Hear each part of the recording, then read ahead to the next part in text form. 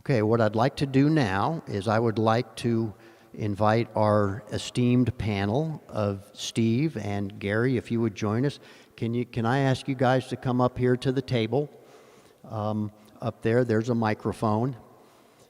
And if you could turn that on, I'm going to open the floor up to the crowd. If you have any questions, these are two of our experienced Bearcat pilots, and they are going to be available for the next few minutes to answer any questions. And I'm going to ask the first one, since I've got the microphone right now. And for the panel, what I'd like to do is, if a question is asked, if you'll let me repeat the question, and then I'll turn it over to you guys. And so first question, Steve, could you please tell us, in your experience, the difference between flying the Hellcat and the Bearcat? I did. I would say probably the difference can be coined in one word, and that's vertical. It seems like the Bearcat was designed for one thing, and that's to climb. And whether that's an initial climb, I suppose off the carrier deck, for example, or if you already have a head of steam going and you pull back on the stick, it will climb like no other airplane we have in our inventory. Very similar otherwise, I think, to the Hellcat, except that the ailerons stay nice and light in the Bearcat at speed, whereas the Hellcat and, for example, the Mustang, those airplanes really stiffen up in the ailerons when you get a lot of speed going over the wing. The reason for that is, and Rob can probably touch on this, but we're not actually flying an aileron on the Bearcat when you're moving the stick like you do in most airplanes. You're actually moving a trim tab. Rob can probably talk about that a little bit. That keeps the controls light no matter what the speed is of the airplane. Okay, and Gary, let me ask you a question. You fly the Mustang as well as the Bearcat. Same question. Can you kind of, for the crowd, tell the difference and your experiences flying the Mustang and the Bearcat? Well, Mustang got about 300 less horsepower, approximately the same weight, and so you get not very good vertical climb. The Mustang made its bones up at 25,000 feet during the war, and they are not really good down around the pattern. They have a very high-speed wing. You have to be reasonably careful in the traffic pattern, whereas the Bearcat and the Hellcat have a fairly thick wing. It was made that way to get on board the carrier and get off the carrier. Speed-wise, they're very similar, top speed. Controls are nice in both airplanes up until about 350 knots. Then the Mustang gets where it's not nice at all because the ailerons start getting very hard. The Bearcat sure has the advantage in vertical climb, and I think in combat, in simulated combat anyway, it will outturn at lower altitudes, outturn the 51. Okay. Questions from the crowd, please. Yes, Neil. How many Bearcats still flying?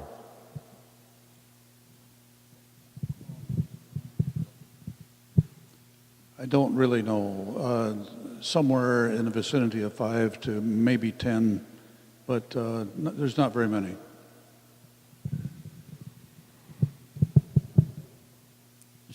Say that again, please, Sam. Does it have high blower? I think it did. I think ours is... It does have high blower. However, we wire it in low because we can't go above 17,500 feet without being IFR, and these are VFR only airplanes by the CAF. Yes, Chris. Does it have any bad D-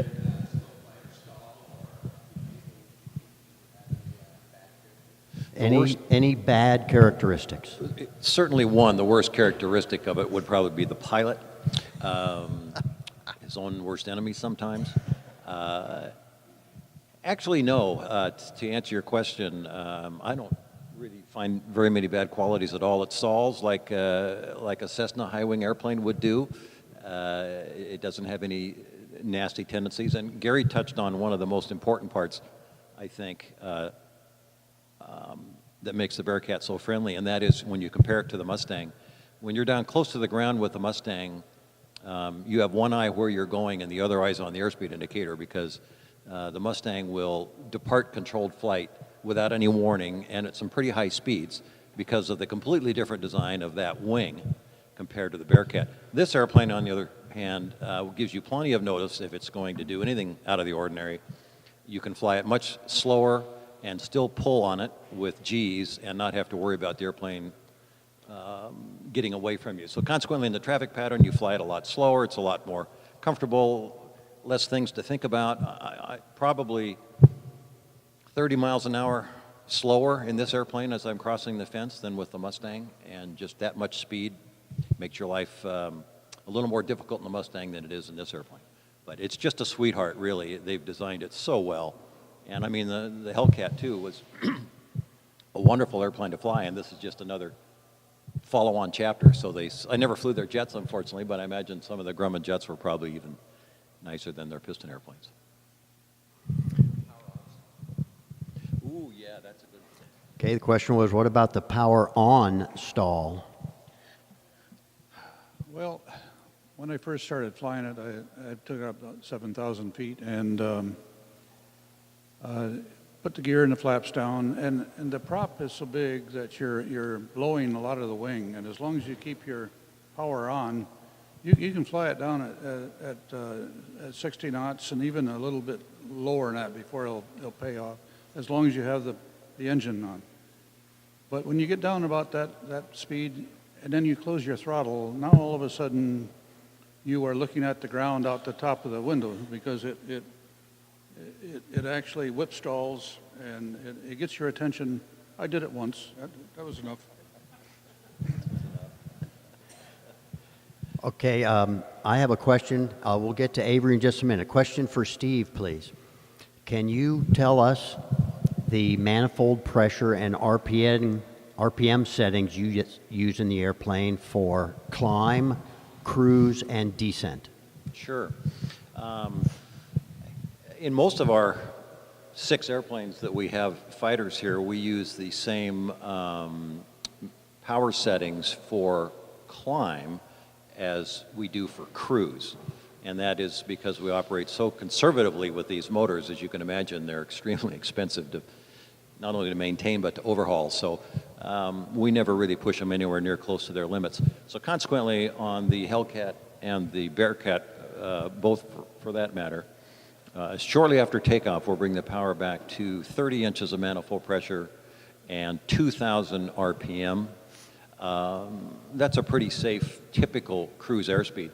However, the Bearcat's a little faster at that speed than the Hellcat would be, so if you're flying in formation with some of the slightly slower fighters, you'll pull the power back just a little bit, maybe 28 inches of manifold pressure and maybe 1,900 RPM.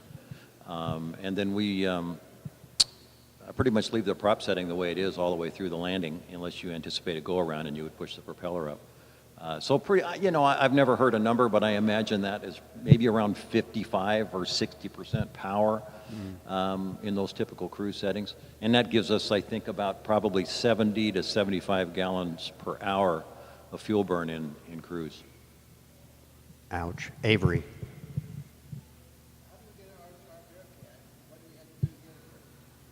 How did we get our Bearcat, and then how did we get it here?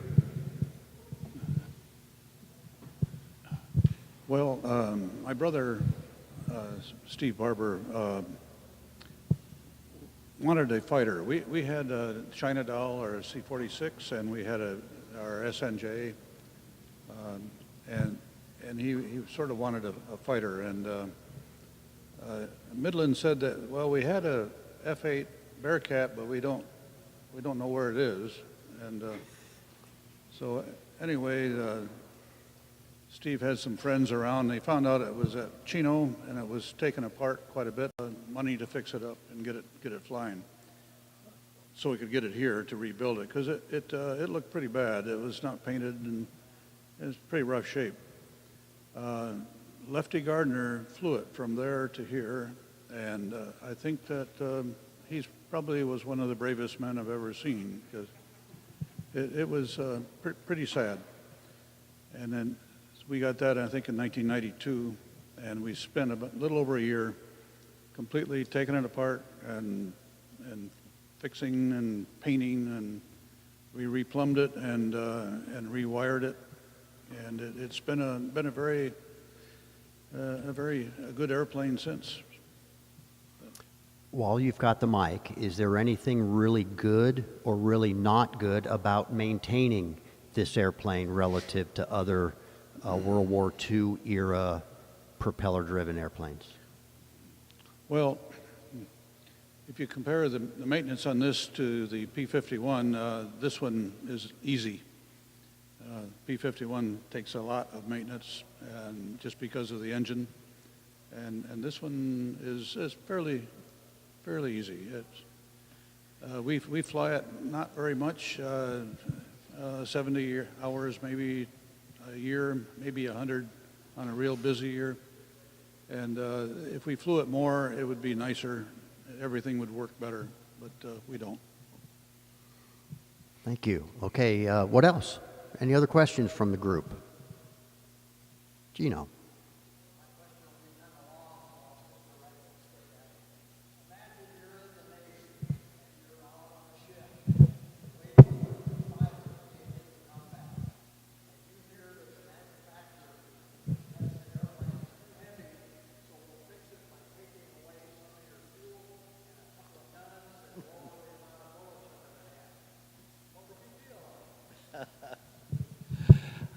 It sounds to me like I didn't get a vote in that discussion. As a pilot, taking away two of the things you probably want the most.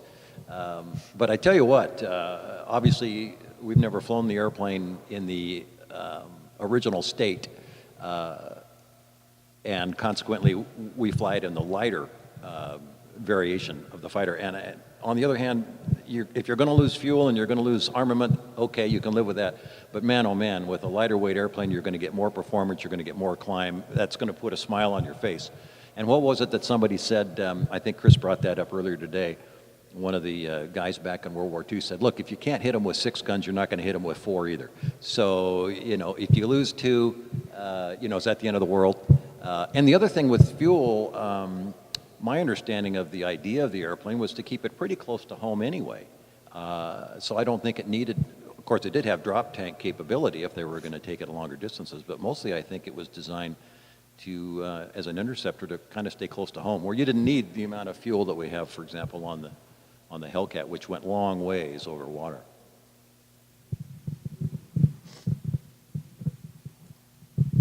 Yes, Roland.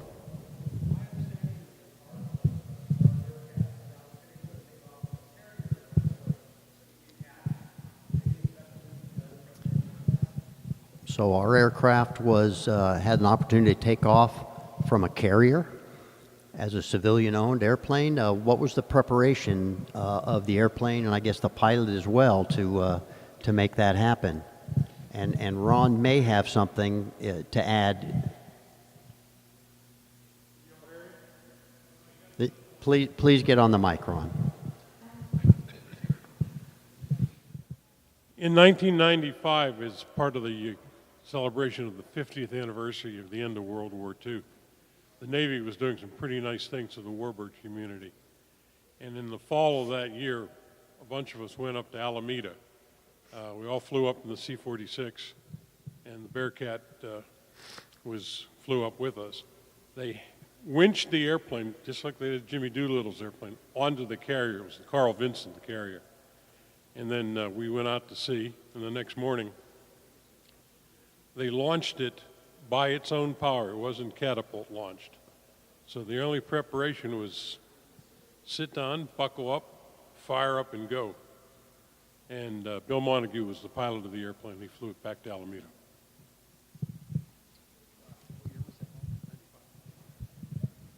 Any other questions for our panel?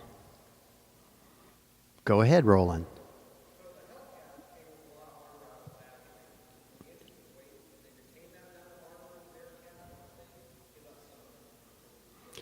Question was about armor, and did they give up some of the armor that was in the Hellcat to build this hopefully as light as possible Bearcat?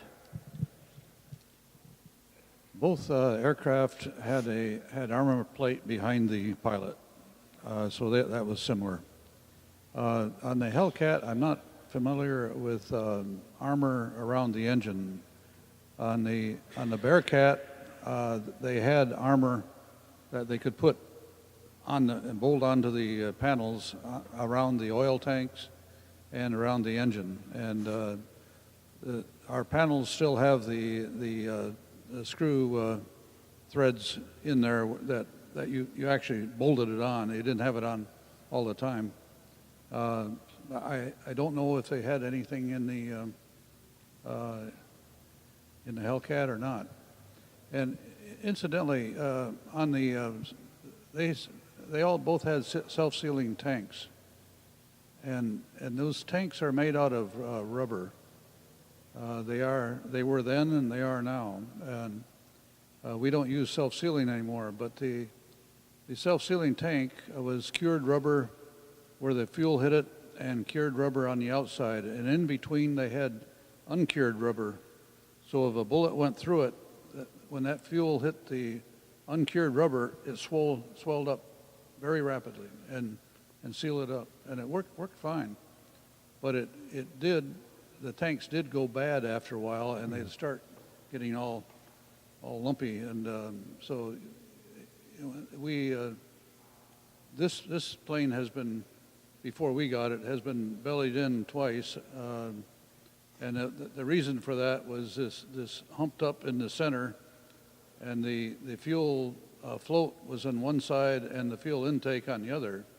So the gauge said you had plenty of fuel when you ran out. And it's cured now. We don't use self-sealing, so we get accurate indications. Yes, Chris.